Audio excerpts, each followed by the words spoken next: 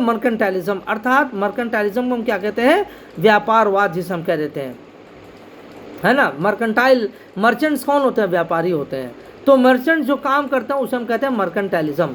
तो अर्थात जो जो जो जो ये व्यापारवाद की जो एक की विचारधारा थी, ये सिद्धांत थी, द थ्योरी ऑफ मर्केंटाइलिज्म, उस थ्योरी के अनुसार जो एडम स्मिथ ने दिया था, and Adam Smith was also a liberal economic scholar, वो एक उदारवादी आर्थिक विचारक था।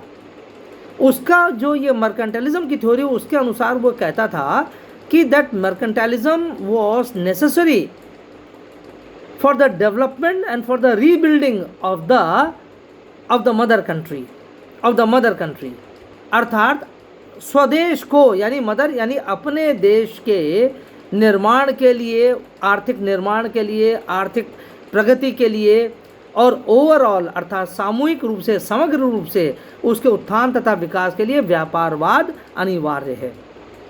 मर्केंटाइलिज्म वॉज नेसेसरी। तो जो मर्केंटाइलिज्म, ये जो थ्योरी है, वो ये अवश्य बात करती है कि जो मदर कंट्री का जो डेवलपमेंट होगा, अर्थात मदर कंट्री का, वो ब्रिटेन का जो डेवलपमेंट होगा, वो अन्य देशों के साथ व्यापार के माध्यम से होगा। अर्थात ब्रिटेन का जितना ज़्यादा फ्लरिशिंग ट्रेड होगा, जितना ज़्यादा फलता फूलता व्यापार होगा, व्यापार संबंध होंगे दूसरे देशों के साथ, उतना ही ज़्यादा फायदा ब्रिटेन को मिलेगा, उतना ही धन संपदा वो इकट्ठा कर पाएगा। Adam Smith was not very much concerned with the occupation of overseas territory by Britain. Adam Smith इस बात को बहुत सहर्ष स्वीकार नहीं करता था कि ब्रिटेन को दूसरे देशों पर कब्जा करके फिर वहाँ से धन सामग्री वहाँ से लाना चाहिए अपने देश के विकास के लिए। वो इस विचारधारा का बहुत बड़ा समर्थक नहीं था, क्योंकि उसको लगता था कि बाहर जब आप दूसरे देश में कब्जा करेंगे तो बहुत प्रकार की उससे राजनीतिक और आर्थिक और अन्य प्रकार की समस्याएं भी खड़ी हो जाएंगी, सामाजिक और राजनीतिक समस्याएं बहुत बड़ी खड़ी हो जाएंगी। So he was not very much inclined towards the fact that Britain should be occupying overseas territories, because that would entail several problems, and the most of the problems will be concerning the political and the social issues. दूसरे देश में आप घुसेंगे, वहाँ मारपीट होगी, वहाँ पर बहुत सारे वो होगा डेवलप, वहाँ बहुत सारे आपके लिए उपद्रव होगा, आंदोलन होगा, विद द रिजल्ट जो आपका फोकस है, आपका जो फोकस है व्यापार पर, धन कमाने पर, वहाँ के संसाधनों को कब्जा करने का, वो तो आपका एजेंडा किनारे हो जाएगा, फिर तो आप लड़ते झगड़ते ही रह जाएंगे। So he was not very much in favour of Britain going all out to foreign lands and occupying those lands and then establishing its direct control over those lands। वो इस संदर्भ में वो उसका बहुत सहमति नहीं थी, स्वीकार नहीं करता था इस बात को। तो क्योंकि वो मानता था मर्केंटाइलिज्म अर्थात जो व्यापार, तो व्यापार होना चाहिए। आप दुनिया भर के साथ अपना मैरीटाइम व्यापार स्थापित करिए, समुद्री रास्तों से आप अपना व्यापार संबंध स्थापित करिए दूसरे राज्यों के साथ, और बिना आप, इससे आपको फ़ायदा क्या होगा, ना आपको किसी से लड़ना है, ना झगड़ना है, ना कोई राजनीतिक आपके ऊपर, ना कोई सामाजिक दायित्व होगा। बस आप गए विशुद्ध रूप से, आप एक ट्रेडर की तरह से गए, व्यापारी के रूप से गए, दूसरे देशों में गए, वहाँ अपना सामान बेचा और वहाँ के सामान को ख़रीदा। और अगर आपके पास मशीन के द्वारा बना हुआ माल है तो आप तो और भी ज़्यादा फ़ायदे में रहेंगे। और देखिए, जो एडम स्मिथ जब ये बात कह रहा था, at that time industrial revolution had already started. औद्योगिकरण की प्रक्रिया पहले ही शुरू हो गई थी, औद्योगिक क्रांति शुरू हो चुकी थी, अर्थात the process of industrialisation had already started in Britain. अब देखिए, जो ब्रिटेन से जो माल बन के निकल रहा था, कच्चा माल बाहर से आ रहा था, और प्रोसेस्ड जो फूड था, ये प्रोसेस गुड्स थे, कमोडिटीज़ थे। अब ब्रिटेन को उन प्रोसेस गुड्स या कमोडिटीज़ को ओवरसीज लैंड में बेचना था। ये ब्रिटेन का जो मूल अब जो दायित्व था, मतलब जो बेसिक उसकी अब एक जो आपके लिए कि नेसेसिटी हो गई थी, आवश्यकता हो गई थी कि वो कच्चे माल को जब वो मशीन के द्वारा तैयार करके फिनिश प्रोडक्ट के रूप में अब वो मार्केट में बेचना चाहता था, और मार्केट के लिए उसे दूर दूर के देशों में जाना होता था।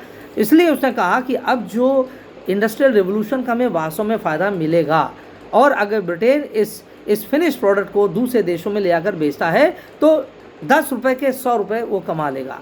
अर्थात 10 रुपये से तात्पर्य है रॉ मटेरियल वो बाहर से ला रहा है ब्रिटेन, आयात कर रहा है, यहाँ आते आते ब्रिटेन के यहाँ आते आते 10 रुपये उसकी कॉस्ट होती है, जो वहाँ से उसने 4-5 रुपये में ख़रीदा ब्रिटेन में आते आते 10 रुपये हो जाएगी, लेकिन फिर 10 रुपये को वो सामान वो 100 रुपये में बेचेगा दुनिया भर में।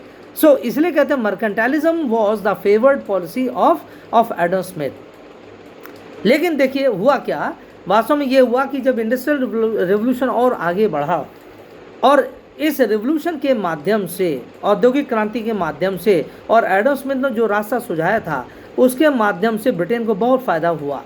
ब्रिटेन ने अपना माल, कच्चा माल बाहर से जो कच्चा माल मंगाया उसको फिनिश प्रोडक्ट में बनाकर बेचा बाहर दुनिया भर में, और उसके बाद उसको बहुत फ़ायदा हुआ। It earn lot of wealth from the commodities that it sold abroad.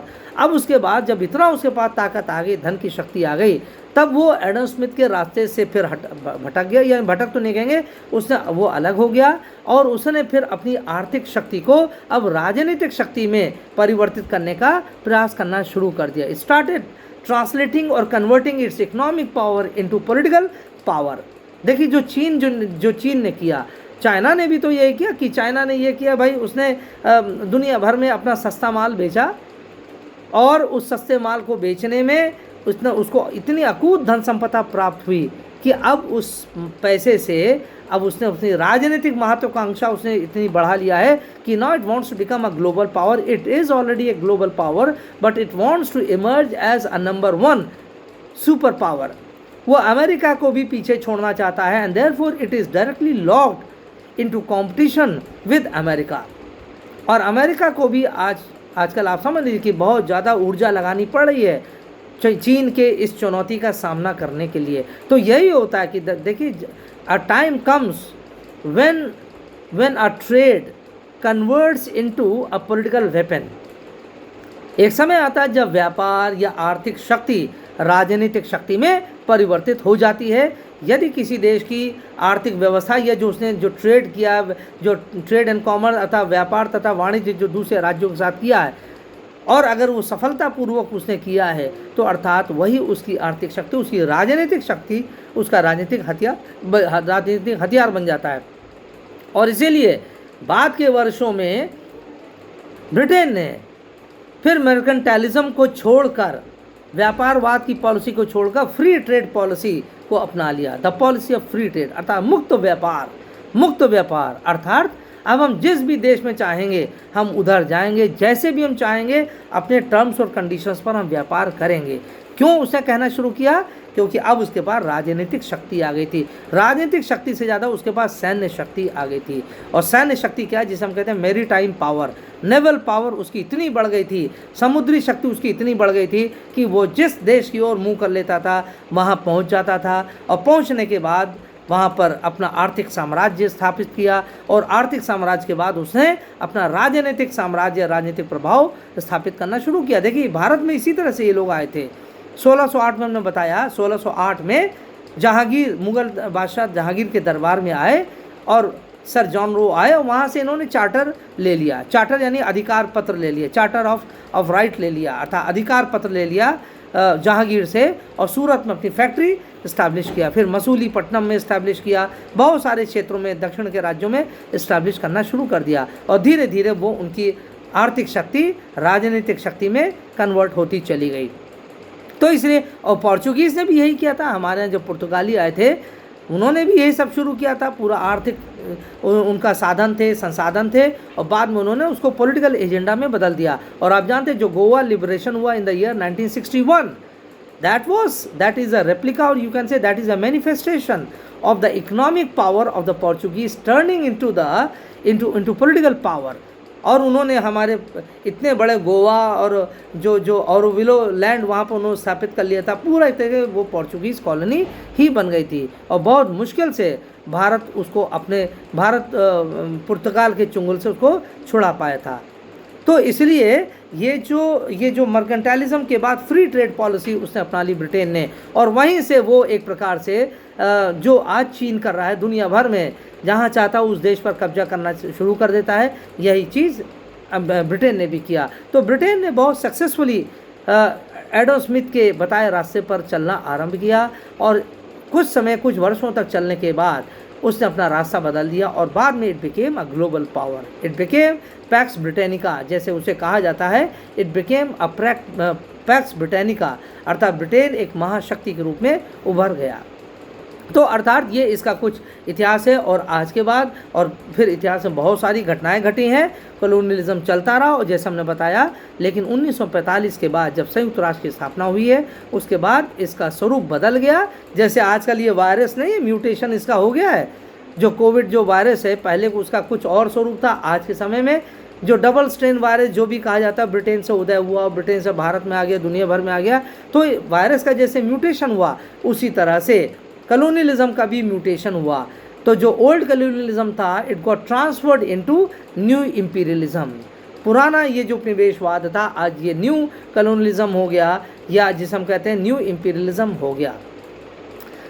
अब एक बात और भी यहाँ कुछ अब समझने की है, और वो है what are the forms of colonialism, अर्थात उपनिवेशवाद के प्रकार कौन कौन से हैं। अब देखिए, उपनिवेशवाद के प्रकार को जब हम बात करते हैं, यानी उपनिवेशवाद की प्रक्रिया हमने बताया 500 साल तक चली है, तो 500 साल तक जिस प्रकार से चली उसके अलग अलग हमें फॉर्म्स देखने को मिलते हैं, यानी म्यूटेशंस देखने को मिलते हैं। एक तो जो फॉर्म है, one of the forms of colonialism is, we can say the first of the kind of the form is settler colonialism. Settler colonialism, settle आप वर्ड जानते हैं, बस जाना, तो सेटल वर्ड से सेटलर आ जाता है, अर्थात सेटलर कॉलोनियलिज्म। अब सेटलर कॉलोनियलिज्म क्या होता है, अर्थात ये वो कॉलोनियलिज्म होता है जहाँ पर एक देश दूसरे देश पर कब्जा कर लेता है और दूसरे देश में अपने देश के लोगों को भेजना आरंभ कर देता है, इसको हम कहते हैं सेटलर कॉलोनियलिज्म। अर्थात आप जानते हैं कि कोई देश जब दूसरे देश पर आक्रमण करके उसको कब्जा कर लेता है तो उस कब्जे को बनाए रखने के लिए बहुत ज़रूरी है वहाँ अपने आदमियों को बैठा दे, वहाँ अपने चौकीदारों को बैठा दे, और अगर कुछ नहीं होगा, कब्जा कर लिया और फिर वापस आ गए, ये सोचा कि ये तो हमारी भूमि है, हमारा ही राज्य है, अब उस पर किसकी हिम्मत पड़ेगी, तो ऐसे नहीं होता है। आप जानते हैं, अगर आप कोई मकान अगर बनवाइए, आपने देखा होगा मकान बनते देखा होगा आपने, पहली प्रक्रिया क्या होती है, when a person, the first procedure is, or the first step in the process of house building is to buy the land, ज़मीन की खरीदारी। After the land has been purchased, what happens? What is the next step? The next step is that to erect a boundary around that land, अर्थात उस भूमि के चारों ओर वो व्यक्ति अपनी एक बाउंड्री, चार दीवारी खड़ी कर लेता है, जिससे कि ये पता चल जाए ये भूमि हमारी है, दूसरा कोई इसमें प्रवेश न कर पाए। ये दूसरा चरण है। The third step is to appoint और to install a guard there. Guard एक चौकीदार की नियुक्ति करता है या अपने आदमियों को बैठा देता है वहाँ पर, जिससे कि बाउंड्री वॉल को तोड़ के या फांद करके कोई बाहर के लोग ना आए, ना उस पर कब्जा ना हो जाए। इसलिए वो व्यक्ति ही puts up his own guard there, अपने चौकीदार या चौकीदारों को बैठा देता है। तो इसी तरह से ही सेटलर कॉलोनियलिज्म क्या होता है, जब एक देश दूसरे देश पर आक्रमण करके उसको अपना साम्राज्य का हिस्सा बना लेता है, तब वहाँ पर वो अपने आदमियों को भेजना शुरू कर देता है। फॉर एग्जाम्पल, जैसे आप जानते हैं Tibet was conquered by China in the year 1960। 1960 में चीन ने तिब्बत पर कब्जा कर लिया, और लेकिन इस पूरे तिब्बत का जो आंदोलन चला बड़ा रक्त रंजित आंदोलन था, लाखों लोग उसमें मर गए, विशेष रूप से जो तिब्बतन्स थे उनका बहुत शहादत हुई। तो अब चीन को समझ में आ गया कि अगर अब हम यहाँ पर ऐसे ही छोड़ देंगे, अर्थात कब्जा करके हम ज़्यादा इसमें कुछ अपने आदमियों को नहीं बैठाएंगे, तो ये देश हमारे हाथ से निकल जाएगा। तो उसने क्या किया, उसने हान प्रजाति के लोग, हान कम्युनिटी के लोग, हान कौन है, हान वहाँ के जो डोमिनेंट कम्युनिटी है, चाइना की जो डोमिनेंट कम्युनिटी है, अर्थात जो बहुसंख्यक समुदाय है, उसे हान कम्युनिटी कहते हैं, हान समुदाय। तो हान समुदाय के लोगों को उसने वहाँ पर भेजना शुरू कर दिया तिब्बत में, और उनको बैठाना शुरू कर दिया, और इस तरह से वहाँ की जो लोकल जो मेजॉरिटी थी, जो तिब्बतन्स की जो लोकल मेजॉरिटी थी, उसको ब्रेक कर दिया। इसलिए अब तिब्बत में आप समझ लीजिए वो उस प्रकार से वहाँ पर आंदोलन नहीं चल सकता है। Now carry on the revolution and that too armed revolution in Tibet is not very easily possible because the Han people are sitting there, they are the Chinese people. In fact, this is the presence of China in Tibet, है ना। तो ये new imperialism का एक ये लक्षण है कि ये सेटलर कॉलोनियलिज्म, इसको हम कहते हैं। दूसरा जो प्रकार है उसे कहते हैं एक्सप्लॉयटेशन कॉलोनियलिज्म। एक्सप्लॉयटेशन कॉलोनियलिज्म, इसका तात्पर्य क्या है, अर्थात शोषणवादी उपनिवेशवाद। अब इसका मतलब ये हुआ कि देखिए जहाँ पर कोई औपनिवेशिक शक्ति दूसरे देश पर कब्जा करती है, लेकिन उसका मूल कारण क्या है, मूल उद्देश्य ये है कि उस देश के साधन या संसाधनों पर वो कब्जा करना चाहता है, बिना वहाँ के सामाजिक और राजनीतिक झंझावटों में पड़े हुए, बिना पॉलिटिकल और सोशल टर्मोइल्स में पड़े हुए, where it wants to capture or occupy the natural resources of that land or of that country or of that territory or region, then it is called as exploitation colonialism।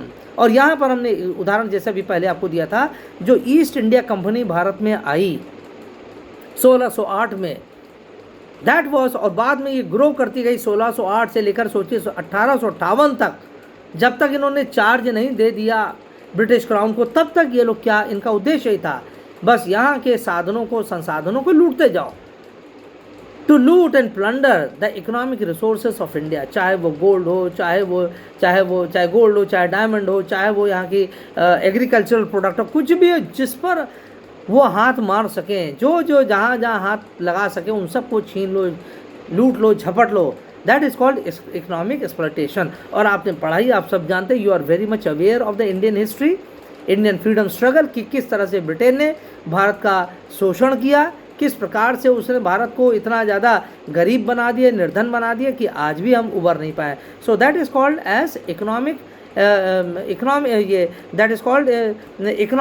Colonialism. तीसरा जो colonialism है उसे हम कहते हैं surrogate colonialism. Surrogate colonialism, surrogate आप जानते हैं कि ये एक सरोगेट मदर भी होता है, जो बहुत कॉमनली आपने सुना होगा, सरोगेट मदर्स आर देयर। लेकिन सरोगेट जो शब्द है इसका तात्पर्य क्या है? सरोगेट का मतलब है जहाँ पर कोई एक प्रोजेक्ट बना लिया जाता है, और उस प्रोजेक्ट कैसा होता है, प्रोजेक्ट अर्थात एक पूरा प्लान बनाया जाता है। एक देश एक ऐसा प्लान बनाता है दूसरे देश के साथ मिलकर कि आप इस देश पर हमला करिए, और इस देश को मतलब कि आप इस देश पर हमला करिए, यहाँ के साधनों संसाधनों को आप कब्जा करिए, लूटिए, और साथ में हमको भी कुछ देते जाइए। यानी it is, you can say it is a kind of colonialism in partnership. Colonialism in partnership. अब उदाहरण से आप समझ लीजिए कि जैसे पाकिस्तान और China, both are enemy countries for us. अब पाकिस्तान तो भारत पर आक्रमण नहीं कर सकता, उससे कई बार आक्रमण करके देख भी लिया है। So now it is using China to settle scores with India, और वो बार बार चीन को उकसाता है कि आप लद्दाख में आप घुस आइए, आप गलवान वैली में आ जाइए, आप भारत के नॉर्थ ईस्ट में चले जाइए। चीन को उकसाता है। ऐसा नहीं कि चीन को पता नहीं, चीन अपने तरफ से तो कर ही रहा सब कुछ, लेकिन रह रहकर पाकिस्तान भी वो टेम्पटेशन देता रहता है।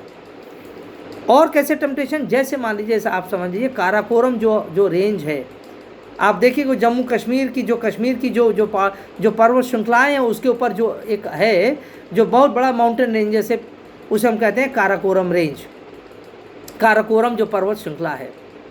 और उसी काराकोरम श्रृंखला से शख्सगम वैली नाम की एक छोटी सी एक घाटी है, शख्सगम वैली, SHAKSGAM, शख्सगम, SHAKSGAM, शख्सगम वैली। ये लगभग 5100 स्क्वायर फीट का एक एरिया, 5100 स्क्वायर फीट का एक एरिया है, स्क्वायर फीट का 5100 स्क्वायर किलोमीटर का, सॉरी 5100 स्क्वायर किलोमीटर का ये एक एरिया ऐसा है, एक ऐसा क्षेत्र है जो ये क्षेत्र पाकिस्तान ऑक्युपाइड कश्मीर में आता है, POK में आता है, जो पाकिस्तान को इल्लीगल तरीके से, गैर कानूनी तरीके से भारत से उसको मिल गया, और अब उसने उस शक्सगम वैली को जो 5100 स्क्वायर किलोमीटर का एरिया है उसको उसने 1963 में चीन को हैंडओवर कर दिया। 1963 में चाइना पाकिस्तान बॉर्डर एग्रीमेंट के तहत, चाइना पाकिस्तान बॉर्डर एग्रीमेंट 1963 के तहत वो शक्सगम वैली को पाकिस्तान ने चीन को हैंडओवर कर दिया। और उद्देश्य क्या था?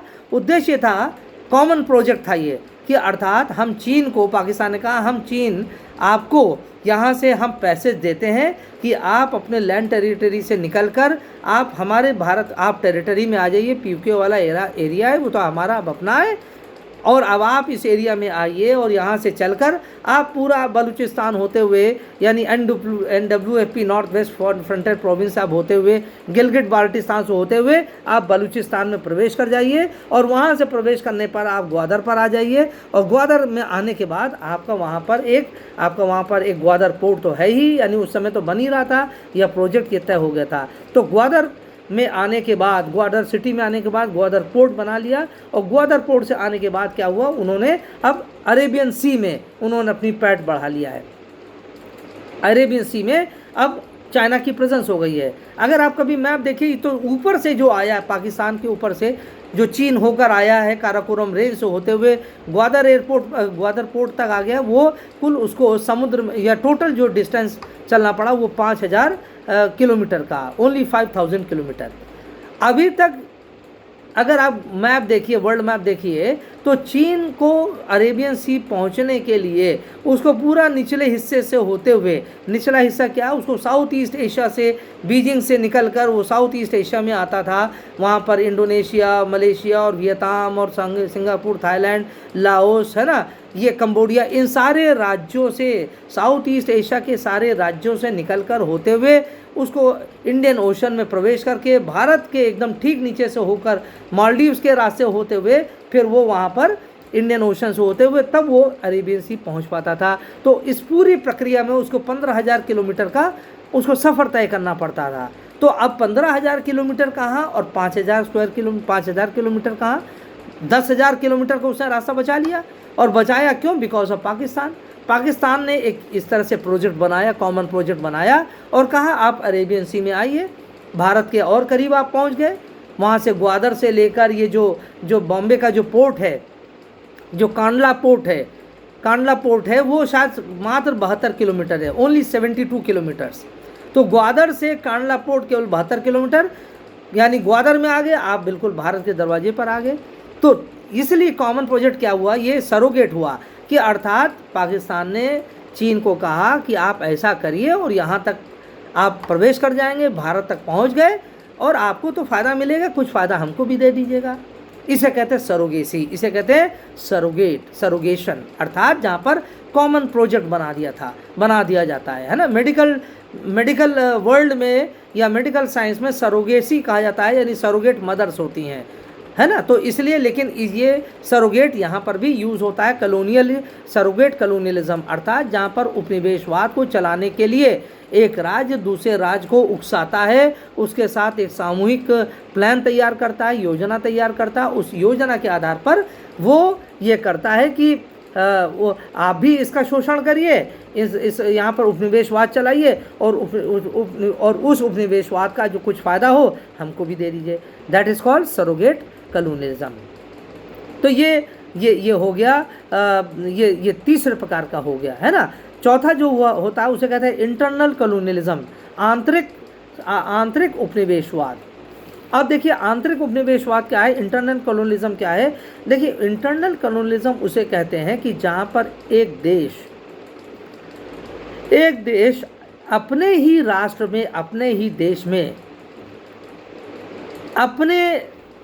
अपने प्रभाव को, यानी अपने मंतव्यों को पूर्ण करने के लिए, अपने उद्देश्यों को पूर्ण करने के लिए कोई विशेष योजना चालू करके, किसी विशेष योजना के माध्यम से किसी विशेष क्षेत्र में वो परिवर्तन लाना चाहता है। अब आप ऐसे समझ लीजिए, देखिए कई बार हम लोग कहते हैं ना जम्मू कश्मीर अब ये लिबरेशन हो गया है ना, यानी मुक्त हो गया है, 370 से मुक्ति हो गई है। कई लोगों ने सुझाव दिया कि वहाँ पर देखिए जो मिलिटेंसी है, टेररिज्म है, उसको एक तरह से कैसे समाप्त किया जा सकता है, वो इस तरह से समाप्त किया जा सकता है कि जो फौज के जो रिटायर्ड अधिकारी हैं, अफसर हैं, सिपाही हैं, उन रिटायर्ड लोगों को वहाँ कश्मीर में बसा देना चाहिए, क्योंकि ये तो खुद ही आर्मी के लोग होते हैं, इनको तो हथियार चलाना जानते ही हैं। तो वहाँ पर जब जाएंगे, वहाँ उनको सेटल करेंगे, तो उनको हथियार देकर, आप लाइसेंस देकर वहाँ पर उनको बसा दीजिएगा। फिर किसी आतंकवादियों की इतनी हिम्मत नहीं पड़ेगी। आम नागरिकों को बसाएंगे तो फिर क्या हो जाएगा, वहाँ पर तो फिर वो दिक्कत हो जाएगी, वो आदमी को मारे, आम निर्दोष लोगों की हत्या करेंगे। इसलिए उनको आप बसा दीजिए वहाँ पर, ऐसे लोगों को, ऐसे रिटायर्ड फौजियों को बसा दीजिए। तो क्या इसे हम कहते हैं कि internal shiftment of the population to another area within the same country. लेकिन यहाँ कॉलोनियलिज्म नहीं, हम बता रहे हैं आपको। यहाँ पर तो हम कह रहे हैं the shifting of one segment of population और one segment of society to another place within the same nation. तो जो उदाहरण मैंने आपको दिया, कश्मीर में ऐसे रिटायर्ड फौजियों को वहाँ ले जाकर बसा दीजिए, इसे हम कहेंगे कि ये इंटरनल डिस्प्लेसमेंट भी कह सकते हैं, ये इंटरनल रीलोकेशन कह सकते हैं। लेकिन इंटरनल कॉलोनियलिज्म फिर क्या हुआ, अर्थात भारत में तो नहीं मिलेगा, अर्थात ये ऐसी जगह मिलता है कि जहाँ पर एक देश में बहुत ज़्यादा ऐसी समस्याएं हो जाती हैं। अब देखिए, जैसे अब उदाहरण भी देखिए, जैसे चीन का एक प्रांत है, एक डिस्टर्ब प्रोविंस है, जिंगजियांग, शिंगजियांग कह लीजिए, या जिंगजियांग, XIN जिन जियांग, XIANG जियांग, XIN जिंग और जियांग XIANG जिंगजियांग। थोड़ा सा इसको पढ़िएगा विकिपीडिया पर, तो आपको पता चलेगा कि Xinjiang is a very turbulent state of China. It is a very turbulent province of China. ये बहुत ही ज़्यादा अनरेस्ट है वहाँ पर, बहुत ज़्यादा अशांत है, क्योंकि वहाँ पर उइगर मुस्लिम्स वहाँ पर बहुमत में। उइगर मुस्लिम्स कौन है कि अर्थात ये मुस्लिम समुदाय का एक प्रजाति है, एक समुदाय है जो चीन में पाया जाता है और जिंगजियांग प्रोविंस में खासतौर से बहुत बड़ी संख्या में है। चीन यहाँ के अब और इन लोगों द्वारा आंदोलन भी बहुत समय से चलाया जा रहा है, क्योंकि इनको बहुत दबाकर, बहुत ही उत्पीड़न इनके साथ किया जाता है, अत्याचार किया जाता है, और उनको कोई धार्मिक अधिकार भी नहीं दिए गए। बहुत बड़ा इनका इतिहास है। चीन ने क्या किया, वहाँ पर जो तिब्बत में किया था वो यहीं पर भी किया। चीन ने इंटरनल कॉलोनियलिज्म अर्थात अपनी हान समुदाय के लोगों को और रिटायर्ड फौजियों को वहाँ पर जिंगजियांग में अब बसाना शुरू कर दिया है। इसलिए बसाना शुरू किया कि वहाँ के लोगों पर अंकुश लगेगा, उइगर मुस्लिम पर अंकुश लगेगा। उइगर है ना, UIGHR, उइगर मुस्लिम्स, UIGHR इसको कहते हैं उइगर मुस्लिम। तो अर्थात उसने अपनी हान जनता को वहाँ पर बसाना शुरू कर दिया और एक प्रकार से उनका शोषण करना शुरू कर दिया। अब शोषण यहाँ पर ही आता है कि अर्थात उनके धार्मिक अधिकारों को कुछ नहीं दिया गया है, उनको किसी बड़ी नौकरियों में नहीं लिया जाएगा, उनको किसी बड़े व्यवसाय में काम करने का अनुमति नहीं मिलेगा, उनको किसी बड़े शिक्षण संस्थानों में एजुकेशन करने को नहीं मिलेगी। क्यों? अगर ऐसा करने को मिल गया तब तो बहुत डोमिनेंट हो जाएंगे, लेकिन उनको दबा के रखना है, उन पर अत्याचार और शोषण बना के रखना है। This is the objective of China, whether it pertains to Tibet और whether it pertains to Uyghur. Tibet में तो क्या हो गया, वो सेटलर कॉलोनियलिज्म हो गया, वहाँ पर उसने बाहर के देश में जाकर अपना उपनिवेशवाद चलाया, लेकिन यहाँ पर अपने ही देश के एक प्रांत में उसने अपने समुदाय को बैठाना शुरू कर दिया और वहाँ की जो लोकल पॉपुलेशन है, जो लोकल कम्युनिटी है, मुस्लिम पॉपुलेशन है उइगर, उस पर अत्याचार और शोषण और तेज हो जाए ये उसने करना शुरू कर दिया। तो ये क्या एग्जाम्पल हो गया, ये इंटरनल कॉलोनियलिज्म हो गया। और पाँचवें प्रकार का कॉलोनियलिज्म है, उसे हम कहते हैं नेशनल कॉलोनियलिज्म। नेशनल कॉलोनियलिज्म अर्थात राष्ट्रीय उपनिवेशवाद। अब देखिए दो शब्द हैं यहाँ पर, राष्ट्रीय और उपनिवेशवाद। नेशनल कॉलोनियलिज्म, राष्ट्रीय उपनिवेशवाद। अब दोनों तो अलग अलग दिख रहा है, एक तरफ आप कह रहे हैं राष्ट्रवाद दिख रहा है और दूसरी तरफ कॉलोनियलिज्म दिख रहा है। ये क्या मतलब है? अब देखिए इसका तात्पर्य सीधा से ये है, अर्थात जो कॉलोनियल कंट्री होती है, जो औपनिवेशिक जो राज्य होता, ताकत होती है, वो अब भले ही उस देश में अब स्थित नहीं है, लोकेटेड नहीं है, लेकिन उसका उद्देश्य रहता है कि उसके प्रभाव वाले क्षेत्रों में, प्रभाव वाले देशों में राष्ट्रवाद जो पनपे, वो राष्ट्रवाद औपनिवेशिक राज्य के राष्ट्रवाद के समतुल्य हो। उदाहरण के लिए समझ लीजिए, अर्थात ब्रिटेन यहाँ से चला गया, हम जानते हैं ब्रिटिश गवर्नमेंट यहाँ से चली गई, भारत आज़ाद हो गया 15 अगस्त 1947 को, लेकिन ब्रिटेन का मोह तो नहीं गया ना भारत से। ब्रिटेन ये चाहता था, ये जब छोड़ के जा रहा तो चाहता था भारत को जितना हो सके सत्यानाश करके जाओ, इसीलिए भारत पाकिस्तान बना के 2 राज्यों को बांट कर चला गया। साथ साथ ये जो देसी राजा थे, है ना, जो नेटिव स्टेट्स थे, और ख़ास तौर से जो कश्मीर और जूनागढ़ वाली जो 2 प्रॉब्लम थी, और हैदराबाद तीसरी, 3 जो प्रोविंस थे, इसको बिल्कुल ऐसे ही ओपन एंडेड छोड़ गया था। तो अर्थात भारत को टूटा फूटा छोड़ के जाओ, एक तो वो उसका उद्देश्य था। दूसरा उद्देश्य ये था कि भारत में अब स्वतंत्र हो गया, अब उसके बाद इसकी अपनी राष्ट्र निर्माण की प्रक्रिया आरंभ होगी। लेकिन राष्ट्र निर्माण कैसा हो, वो ब्रिटेन का जैसा ब्रिटेन की राजनीतिक जो परंपरा है, जो उसकी सामाजिक और आर्थिक और धार्मिक जो परंपराएं हैं, उन परंपराओं को गुलाम देशों में भी अब स्थापित किया जाना चाहिए। इसीलिए तो 1945 का जो लॉर्ड मैकॉले का चार्टर ऑफ इंग्लिश एजुकेशन जो आया था भारत में 1935 में, उसका उद्देश्य यही था 1835 का जो चार्टर ऑफ इंग्लिश एजुकेशन आया था लॉर्ड मैकाले का, उसका यही था to create brown sahibs in India. Bharat में ब्राउन साहिब्स अर्थात जो हम काले लोग हैं या जो गेहूं कलर वाले लोग हैं, इनको साहब बनाना है। हम लोग तो ऐसे मानता था देहाती हैं, गंवार हैं, और इसीलिए उसने कहा वाइट मैन्स बर्डन थ्योरी जो उसने दिया था। तो जो वाइट मैन्स हैं, जो अर्थात जो श्वेत लोग हैं, हम काले लोगों को अब साहब बनाएंगे। साहब बनाने की प्रक्रिया थी कि वो अंग्रेजी भाषा के माध्यम से, इसलिए उसने ये किया कि अंग्रेजी भाषा को उसने राजकीय भाषा बना दिया। बाकी चीज़ को उसने, चाहे उर्दू हो चाहे हिंदी हो, सबको किनारे करके अंग्रेजी भाषा को उसने राजभाषा का दर्जा दिया। हालांकि बाद में उसने उर्दू को भी उतना महत्व देना शुरू किया, क्योंकि वो डिवाइड एंड रूल का खेल खेलना चाहते थे। लेकिन उसने ये देख लिया ब्रिटेन ने कि भारत में यहाँ पर एक ऐसी फ़ौज तैयार करो, अंग्रेज गुलामों की एक ऐसी फ़ौज तैयार करो, अर्थात भारतीयों की एक ऐसी फ़ौज तैयार करो जो अंग्रेज़ों के गुलाम बनकर रहे।